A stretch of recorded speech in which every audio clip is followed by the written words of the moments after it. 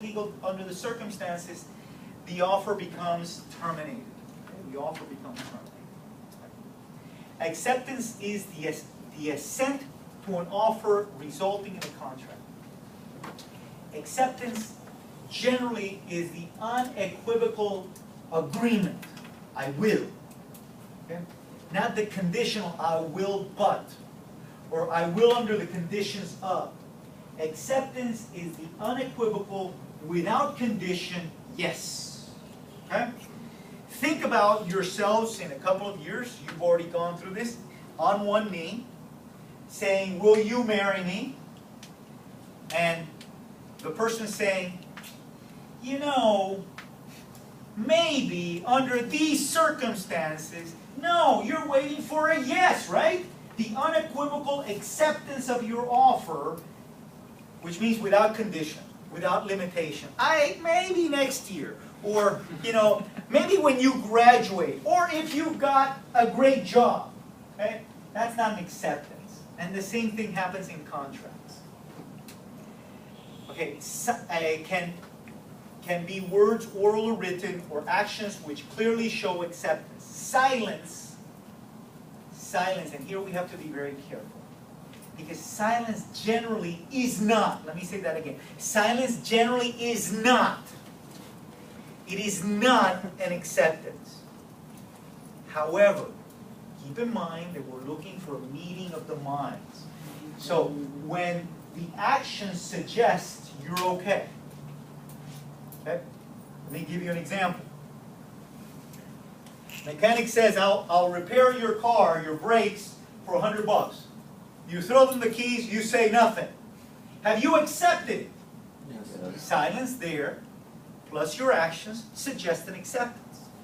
Mechanic says the same thing, and you say, hasta la vista, baby. And you get in your car and you leave your car there.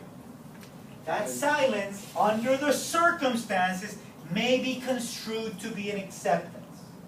But generally, the general rule is that silence is not an acceptance unless all of the surrounding circumstances overwhelmingly says to the average, ordinary individual, yeah, he accepted it. Okay? Yeah, he accepted it. Why? Because the law doesn't want to have inequity. Inequity means unfairness. The law tries to be fair. Now, if under those circumstances it was an acceptance and the mechanic misconstrued and fixed your brakes, what's his solution? Suing you? Or going into your car and taking out the brakes? That would create an inequitable or unfair situation for the mechanic. So under those circumstances, you can understand why the law would say silence can be construed as an acceptance. But the general rule is, it is not. It is not. Rare cases of silence acceptance. When the offeree accepts the benefit of offered services with reasonable opportunity to reject them, knowing compensation is expected. Knowing compensation is expected. Guy goes to your window with kind of a dirty rag and some, window cleaner and says, I'll clean your window for $1. And you let him clean the window. And you say, hasta la vista, baby, when the light turns green. Technically, you've accepted it because you know under the circumstances that he was expecting. Now, generally, he's not going to sue you. He's not going to seek you out. But under those circumstances where you knew that there was the expectation and you not doing something was going to trigger the action, then it would be considered an acceptance. Rare cases of silence. When the offeree has given the offer reason to know that assent might be shown by silence, and in remaining silent, the offeree intends to accept the offer. When, because of previous dealings, it is reasonable for the offeree to notify the offerer of non-acceptance. So let's look at these two for a second. I'm not going to explain them to you because you're smart enough to understand them. But in essence, what these two are telling you is, look at the course of behavior between the parties. Oftentimes, silence is going to be more likely an acceptance when you and I have already a course of dealings, when we have already worked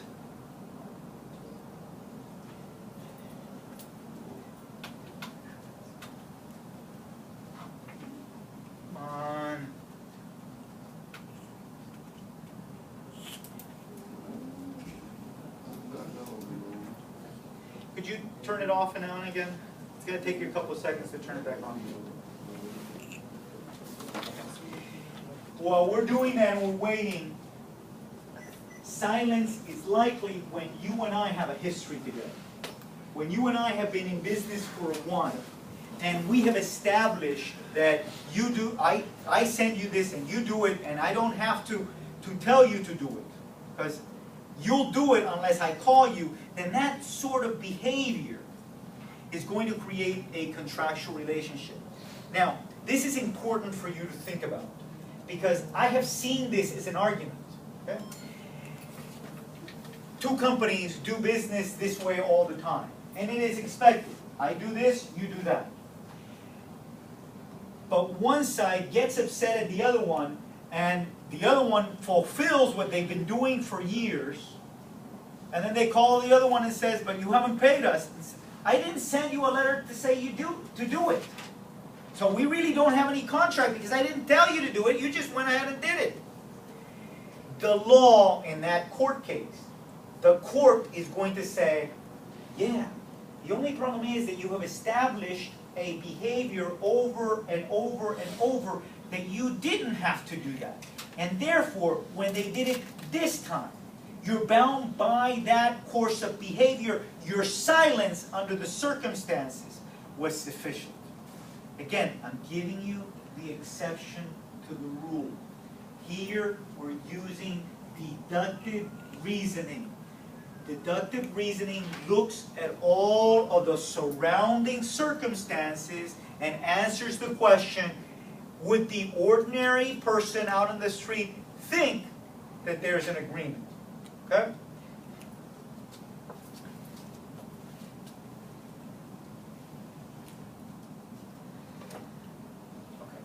Again, this is what we're talking, any variation of the terms. Any variation of the terms of the offer is a rejection. Okay?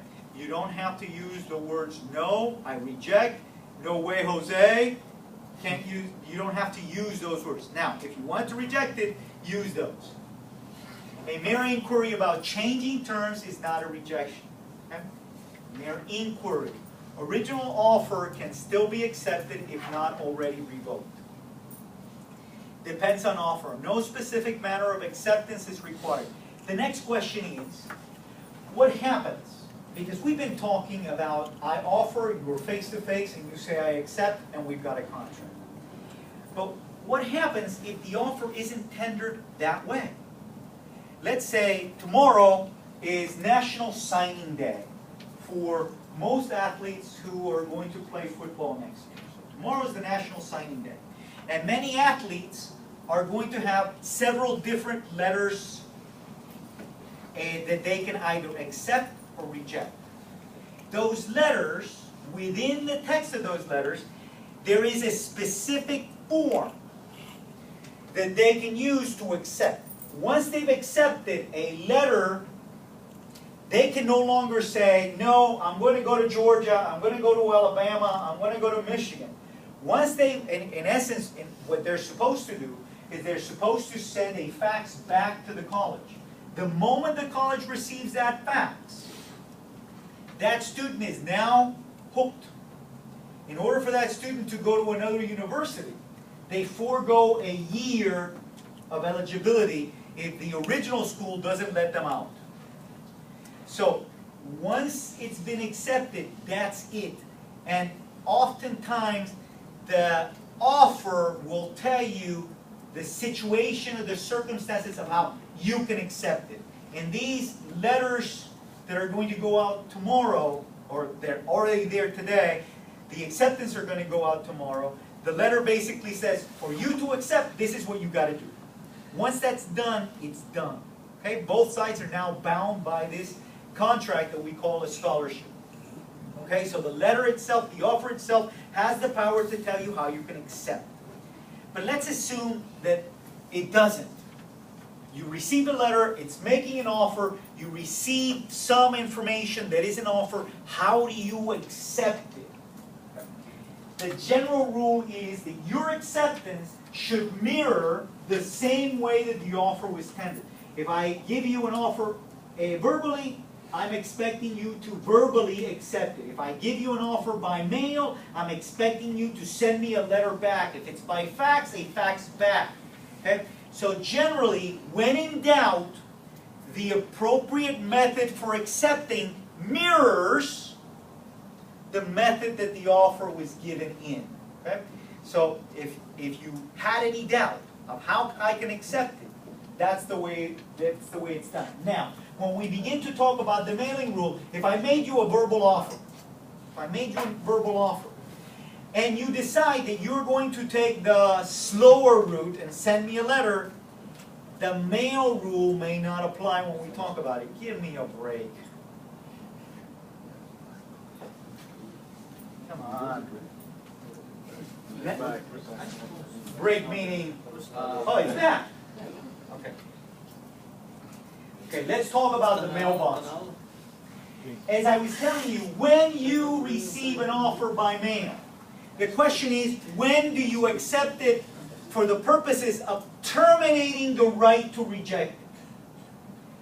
And for obvious reasons, it's impossible to determine whether they've received it or not received it. So this is the general rule. Under the mailbox rule, when you put the letter of acceptance in the mail, that placement of the letter in the mail is considered to be the end of my power to reject. Okay? So if I call you that afternoon and say, listen, I rejected, as long as you can prove to me that you put it in the mail, and you're probably going, how? Think about those little numbers that you see on the stamp. Okay? When you send a letter, they place a stamp when it's processed by the post office. You've seen it, right? That stamp tells you when that letter was placed in. But that's not sufficient, because they're going to say that I put it after they called me. What can you do? What can I do? What can I do to say I've accepted it if I'm worried about it? Ladies and gentlemen, return receipt requested. Okay? If you're worried and you want to determine exact time, send a letter, return receipt requested, which means that you've got to fill out that little paper.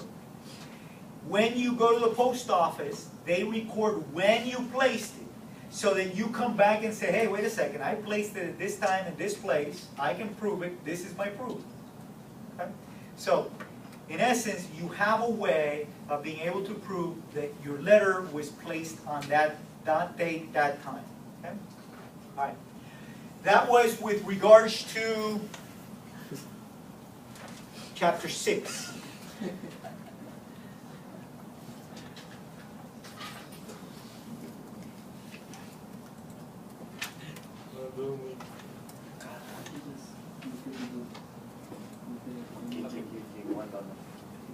Any questions? Any questions with regards to offer and acceptance? Now, in the quizzes that I gave you today, there were a lot of questions back and forth on offer and acceptance. Do you think that having gone through the quiz, having heard this again, and having previously heard it, that you are better knowledgeable with regards to offers and acceptance? Again, it's going to be on your finals, so please take note.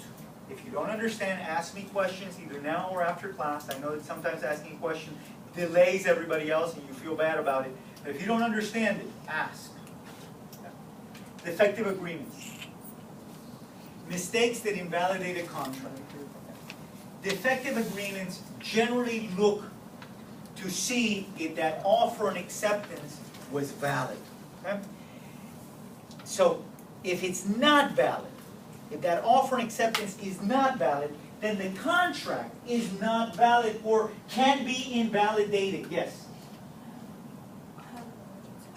Okay, go. Even on my desk. So that's what we're talking about. When that meeting of the mind somehow is impacted by some factor that says there shouldn't be a contract. That's what a defective agreement is. Identify the situations in which fraud, duress,